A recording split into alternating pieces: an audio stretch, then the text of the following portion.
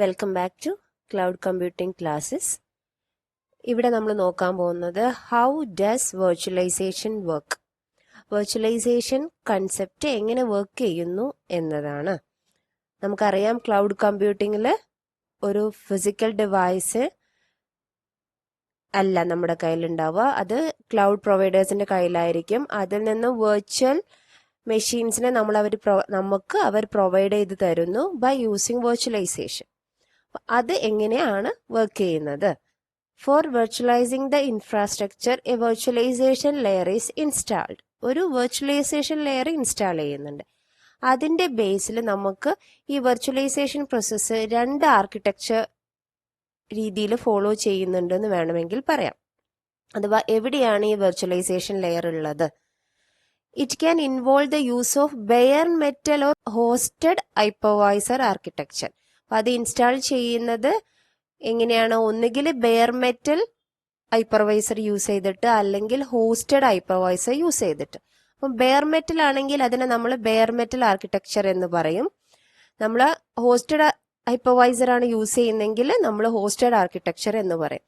നമ്മൾ ഹൈപ്പർവൈസർ എന്ന് പറഞ്ഞാൽ നമുക്കറിയാം, ഈ വെർച്വലൈസേഷൻ നമ്മൾക്ക് ഇംപ്ലിമെന്റ് ചെയ്യാൻ വേണ്ടിയിട്ട് നമ്മൾ യൂസ് ചെയ്യുന്ന ഒരു സോഫ്റ്റ്വെയർ ആണ്. ഓക്കെ, അതിന്റെ ബേസിൽ നമുക്ക് virtualization architecture, not cloud architecture, virtualization implement ചെയ്യുമ്പോൾ നമ്മൾ ഫോളോ ചെയ്യപ്പെടുന്ന വെർച്വലൈസേഷൻ ആർക്കിടെക്ചർ രണ്ട് രീതിയിലാണെന്ന് പറയാം. First one is hosted architecture and second one is bare metal architecture. Hosted architecture, പേര് തന്നെയുണ്ട് hosted. Firstly a host OS is installed. ഒരു host OS അവിടെ ഉണ്ടായിരിക്കും. എവിടെയാണോ നമ്മുടെ ഫിസിക്കൽ കമ്പോണൻസ് ഹാർഡ്വെയർസ് ഉള്ളത്, അവിടെ ഒരു ഹോസ്റ്റ് OS ഉണ്ടായിരിക്കും. അതിന്റെ മുകളിലായിട്ടാണ് piece of software called hypervisor or virtual machine monitor. നമുക്കറിയാം ഹൈപ്പർവൈസറിന് നമ്മൾ വെർച്വൽ മെഷീൻ മോണിറ്റർ എന്നും പറയും.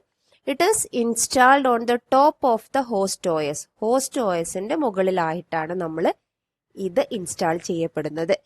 So after that it allows the users to run various guest OS within their own application windows.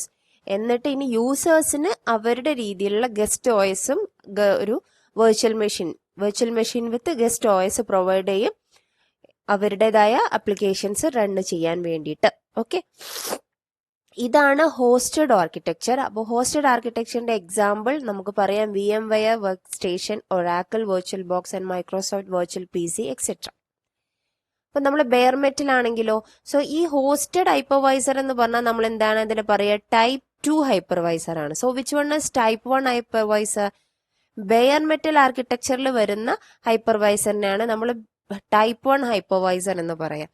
So type 1 hypervisor or virtual machine monitor is installed on the bare hardware. നമ്മൾ ഇവിടെ ഒരു host OS ഉണ്ടായിരുന്നു ഹാർഡ്വെയറിന്റെ മുകളിലായിട്ട്. ഇവിടെ പക്ഷേ hardware തന്നെയാണ് നമ്മൾ ഈ സോഫ്റ്റ്വെയറിനെ ഇൻസ്റ്റാൾ ചെയ്യപ്പെടുന്നത് directly with the system hardware. So virtual machine monitor is communicate directly with the system hardware. Hosted ആർക്കിടെക്ചറിൽ OSുമായിട്ടാണ് കമ്മ്യൂണിക്കേറ്റ് ചെയ്യുന്നത്. ഇവിടെ ബെയർ ഹാർഡ്വെയർ ആയിട്ടാണ്. അതുകൊണ്ടാണ് ഇതിനെ ബെയർ മെറ്റൽ ആർക്കിടെക്ചർ എന്ന് പറയുന്നത്. Okay, so there is no host operating system in this architecture. Example VMware ESX, VMware ESXi, Microsoft Hyper-V, അതെല്ലാം ബെയർ മെറ്റൽ ആർക്കിടെക്ചർ ആണ്. ഓക്കെ, ഇനി നമുക്ക് ഇതിനെ ഒന്നുകൂടെ നോക്കാം.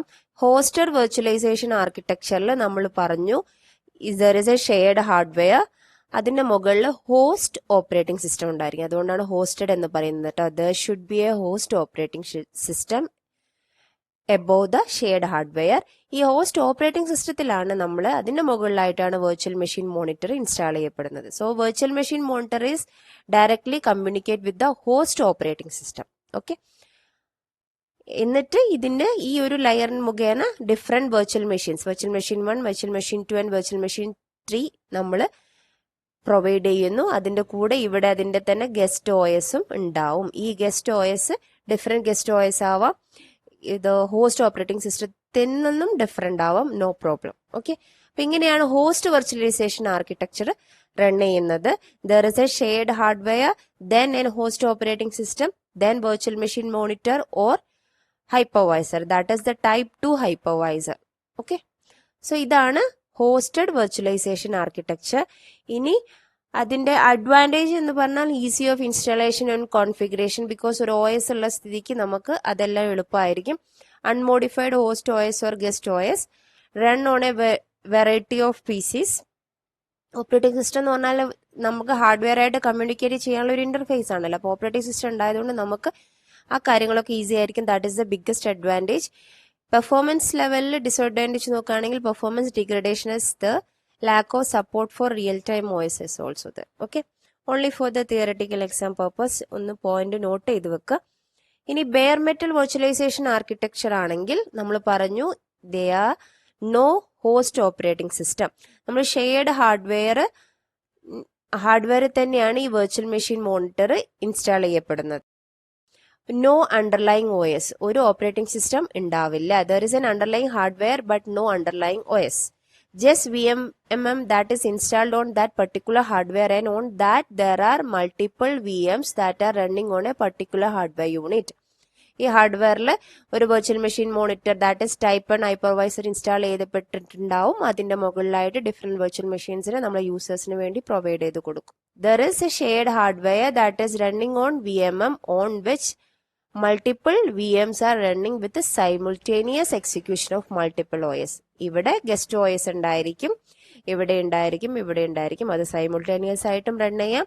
Different type of operating system ആയാലും ഒരു കുഴപ്പമില്ല. So that is a bare metal. Directly bare ഹാർഡ്വെയറിലേക്കാണ് നമ്മൾ ഹൈപ്പർവൈസർ ഇൻസ്റ്റാൾ ചെയ്യുന്നത്. അതുകൊണ്ടാണ് ആ പേര് ബെയർ മെറ്റൽ വെർച്വലൈസേഷൻ ആർക്കിടെക്ചർ എന്ന് പറയുന്നത്.